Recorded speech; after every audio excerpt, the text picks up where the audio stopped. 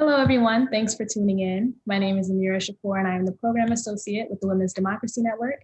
I am joined today by Dr. Reka Samarkini, Transatlantic Senior Advisor, at IRI, to bring you the next episode of Fireside Chats. I'd like to join Reka in welcoming this episode's featured guest, Her Excellency Floreta Faber, Ambassador of the Republic of Albania. Thank you so much for joining us. How are you? Thank you very much for the invitation. I'm honored, and it's my great pleasure. I am so honored to have you, and it's so wonderful because if I can think of, active, dynamic diplomats in Washington, D.C., who are at every important meeting contributing in a very positive way to the discussion, setting up, offering an insight reading, setting up as the stage to everyone to understand what is happening, I immediately think of you. So I think it's a wonderful experience that we can have you at our discussion. And I was often wondering, you started in business really and have a very impressive background with the American Chamber of Commerce in your country, having worked there also in leading positions in leadership experience. I think it's invaluable for being an ambassador as well. Would you, maybe with the first one, say when you got your first nomination, was it more difficult for you to get that first important big nomination or big responsibility than it would have been for a man in your experience? Thinking back, a little bit to the origins of how it all started. Thank you, Ambassador Reka, for all the good comments. And this is I always find it kind of challenging and interesting question every time we get that question on how do we feel when we get nominated and think of the job, because I think that every woman, when it's asked to do something, it's the thinking of would I do it differently if I was a man, at least to me, has not happened. I would like to put in my previous position, when I applied for a job at the American Chamber of Commerce, I had my first daughter. She was only 8 months old. And when I was putting my application, I remember the discussions around me were more like, probably you should not apply. It's a management position. You have a little baby. They will look for other people who have more time and more dedication to the job, and probably they will think this is a big job and big organization, and would a woman do that in this age? I was 31 or 32, and it was then when a lot of discussions around me were, but none of them became true. Actually, I applied, I got the job. From what I knew, all the others who applied for the job, 8 out of 10 were men. So I think they looked more at the experience I had, even I was young, at the education and the qualities I brought. And of course, there was this trying period, and which I remember I was very kind of scared in the beginning, because I felt the responsibility for that specific moment and the job that was given to me. And I remember that I felt the burden of thinking, because I'm young and because I have a little daughter, would I actually be doing not as good as if I was single before and I was working in duties which were really time consuming and I had to be really dedicated. And I didn't want to do it only because of the job, but because exactly on the timing in my life where I was. So I was making sure that I put the conditions, like if I want to leave in 3 or 6 months, I can easily go. And actually I left after 15 years. So which meant when I had my first daughter, then I had my second child during that position, and none of them actually stopped me to do a good job. And when I was asked to become the ambassador of Albania here in the United States, I have to say I was kind of used to always take positions where generally used to be men. And you just think of what you have in front of you, all the challenges, how you should be more prepared, and then go for it. But I use that little example to show that actually there are always other responsibilities. You think more than a man when you come to the position. I believe women are more thoughtful on how they do the job, how much time they spend on it, how effective they are when they go in a new environment, when they go from, I was going from private sector to public sector, which was a big shift after 20 years. I've never worked on the public sector. So you think of all those things which sometimes look small and sometimes look detailed, but I believe especially when women take a position, they look at those small things that actually make the big difference on the job that you do daily. And that's what kind of differentiate what men and women do on their everyday job. That's so interesting. That really is exactly what I would like to understand a little even better, because I think one of the question is, are there any important additional difficulties, for instance, that you have experienced that women have to face? So one of them probably is an adjustment more in the with the family responsibilities. I don't know if that you saw as an additional difficulty or for you, or would there be other extra elements that you felt that you had to face versus a man colleague would not have had to face at the same situation? I think there are many in this perspective. First of all, when I became ambassador here in 2015, after 5 or 6 colleagues since 1990, and one ambassador that Albania had in the US in 1922, the first one, I was the first woman ambassador.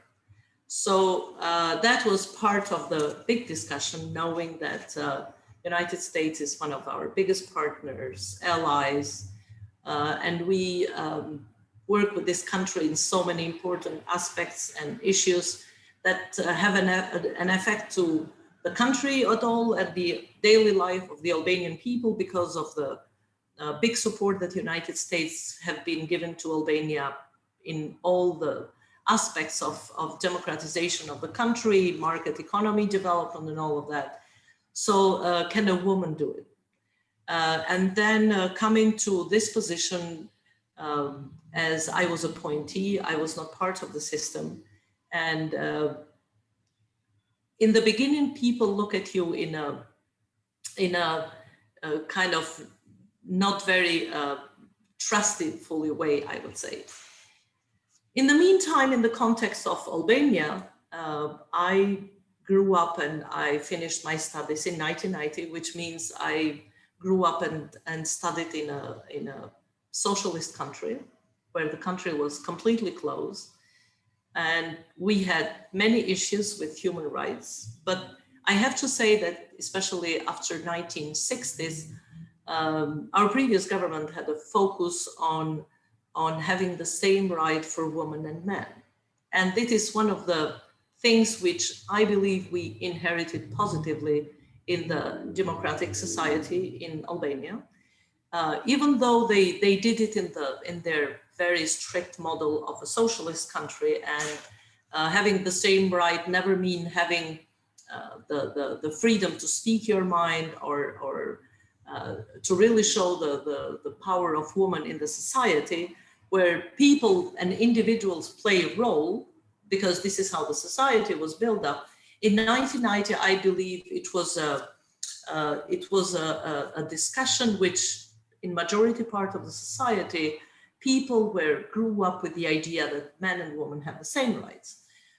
In a family with 3 daughters, where I was the youngest, even towards my sisters, my siblings, I had to have sometimes stronger arguments because they were older than me and I was the youngest. So I was kind of the last one to speak, which but we had very educated parents, which taught us that we really should be ourselves, and we should be very open to other people and be good employees in the society and work for the country.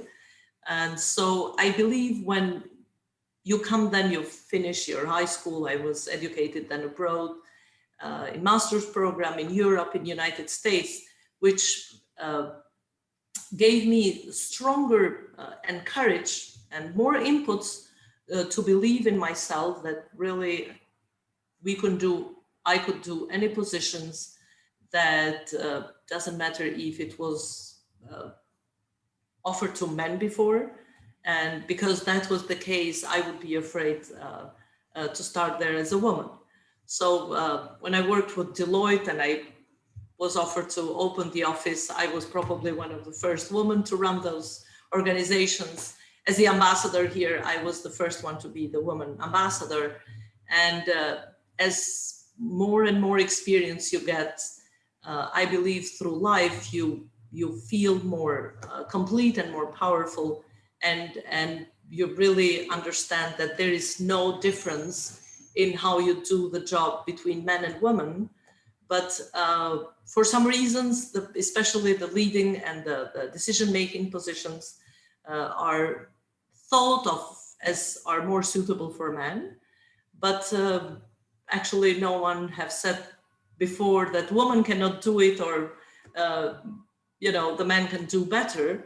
So I am really happy anytime I have to speak on young people and tell them they should know upfront, and they should know when they grow up. And I really, it's good when they have it as part of their education, that as women they can do, I believe, even better job than men, especially on certain leading positions.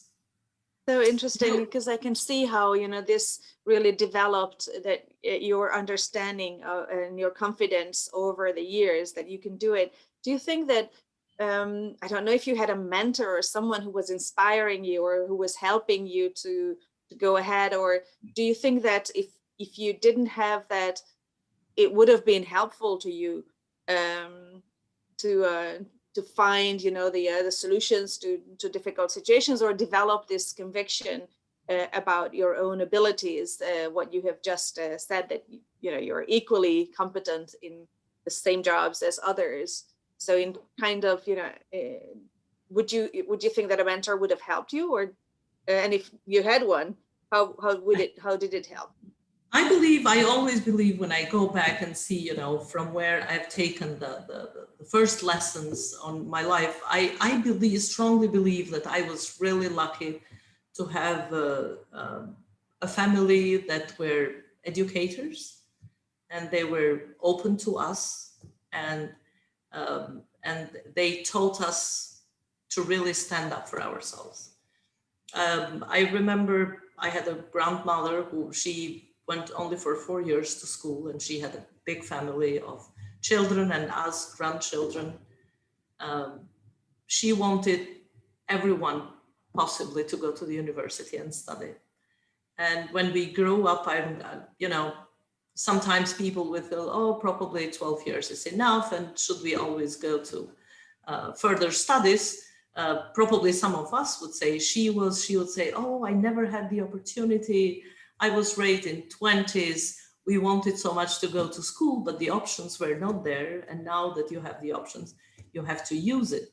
And as I mentioned a little bit, when we grew up, unfortunately, it was a society that was open only to only one main ideology, which was the party in power, and everyone was educated with the ideal that that's the only model people should follow. But inside the families, of course, things were different. We all would listen and would watch TV, even though not sharing with each other, with the others, or watch or listen to some foreign radios, look more on what's happening around the world, even though the government would not allow us at that time. And having a robust family, and I remember we always had those round tables daily because my parents were teachers. We were all coming back from school. So every single day at 2 o'clock, we would all sit around for lunch, and those open discussions we had kind of educated us through the years. And I have to say that I don't think I could have better mentors as my father and my mother in the way they raised us through the year.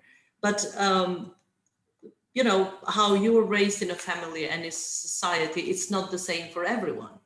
I mentioned a little bit that even before, but after 1990, there have been a number of programs of involving women in the society, because that didn't happen automatically. They were a lot of programs, trainings, and good examples to show that women can make it, actually, and not only men. Of course, when things were open up and people could be more freely to expressing themselves, as in many other countries in the Eastern Europe, Albania was a country that believed strongly in the beginning. It's democracy. You can say anything you want. You can do anything you want. But they forgot that, you know, all this freedom comes with some responsibility and come with engagement of people equally. Of course, men came stronger in the beginning, but it was sometimes it was the law, sometimes it was the program, sometimes it was examples that people in the government used for having Albania where it is today.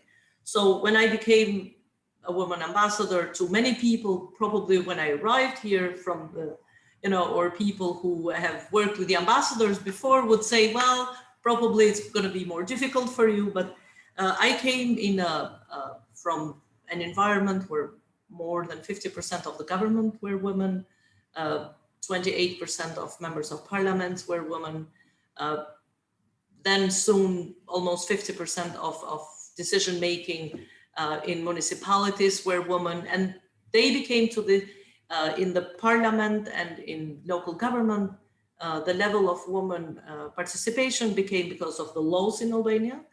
But woman member in the government, it was a decision of prime minister.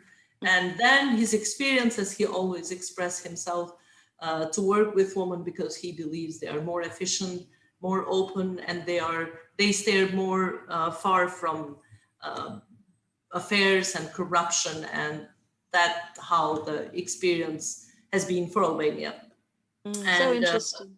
And it is, Albania is a country where if you go, you know, in Tirana or in main cities, you know, you see the young women and ladies, they are really open and free, and the young generation is so beautiful, I have to say. And their involvement in decision making, and especially in the managerial levels, it has become as a normal thing. For example, Albania, it's one of the top countries in the world that has, or probably one of the few that, for example, students in STEM are women over 50%, not men as they are somewhere else. We never had, in my lifetime, differences in payment when you work for the government, in a different payment because you're a woman versus if a man does the same job. But of course, inside the family, the development have been a different level, especially in places in the countryside where they were more remote, and families believe that they can be outside of those structured requirements from the government or from the society. It wasn't easy for women. There is still issues in Albania with, you know, especially with home violence and some women trafficking. You know, after 1990s, they were the kind of the new issues with the society. So this is really, it is really a long process. But as I said, you have to stand up, you have to speak, and you have to work together. Fascinating. It's so true. One little sub question to the previous one is that I don't know if you have worked with women's organizations in a professional field, or if what you think about a women's organization in a professional field can help, or is of no relevance to the advancement or to the success of women getting more involved. I believe that I strongly believe that the work that some organizations which are focused on gender issues and women's issues are very important. Very important in many countries, very important. They have played a big role in societies like the Albanian society. And I believe they do a good job in training the next generation of women to get involved, to learn to have a voice, and to learn to be powerful when they speak. There is this famous quote from Secretary Albright, which says, she used to say, it was very difficult for me to develop a voice and have a seat on the table. And now that I have it, I have to really use it. So in a way, in those, through those organizations and those trainings, on top of having a good environment in school and society and families where you're raised, I believe it's important for all the women to grow up really with the idea that they are powerful, they can really make a huge difference, and they should get involved in early stages in their life. And I believe even as a parent, we should know it. Like if we raise up our kids giving, I don't know, dolls to our daughter and guns to our sons, this is where we raise them so differently. But I think we should, since they grow up and they're little, we should give them the same rights and raise them in a way that they should feel very comfortable. And I believe that through life, those organizations are very important. I can give you an example, like how actually in every stage of your professional experience or your life, it's good that you continue to have those types of groups.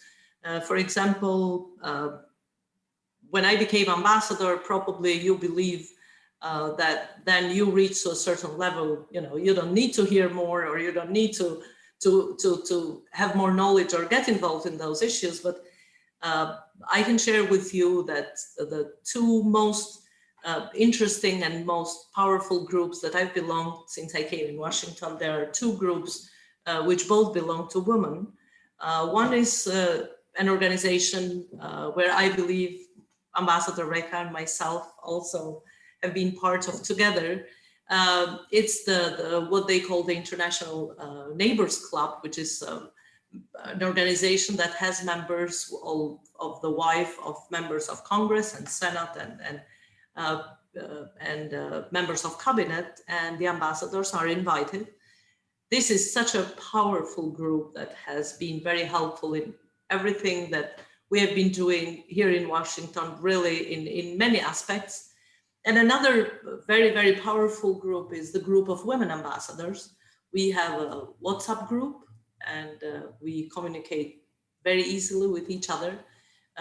We never spam our group, but we share information which we believe it's extremely important for all of us, or especially during the year of COVID, which we were all bumped with all types of information because all we did, we lived a virtual life. This group was so important on sharing some things which were very unique and very specific. And then in a number of, I see here, one of the pictures that you have put in front of me in the beginning of this session is where after I signed actually the agreement of visa liberalization between Albania and Guyana. And I have a number of agreements which are in line. And you know what? The countries which I've been working most is the countries that have women ambassadors, because we have an easy access. We don't call our secretaries to talk to each other. We send a message, we meet, we talk business, we have a glass of wine, and then we continue to work. So it's really efficient compared to working with other, because probably this is how it works. We have to work together, we have to, and this is how we feel we have a stronger voice and be more powerful, even though the numbers show that we are 26 women ambassadors as we speak out of 180. So we really have to give example and give, you know, the courage of other countries to bring women ambassadors to DC. So true, absolutely. So I also very much appreciate this experience with working with women ambassadors. It's true that it's a whole different world of how much more efficient these relations can be, and much more fulfilling as well, because there's always a personal positive element to working together. Can I ask my last question from you? And that's kind of your message, advice, or 3 pieces of most important thoughts or advice that you would like every young professional women to keep in mind, or to follow, to help them. First of all, I would say really believe in yourself, and there is not really any meaningful difference between young ladies and young men who want to do the same job. If you really like something and want to do it, just go for it.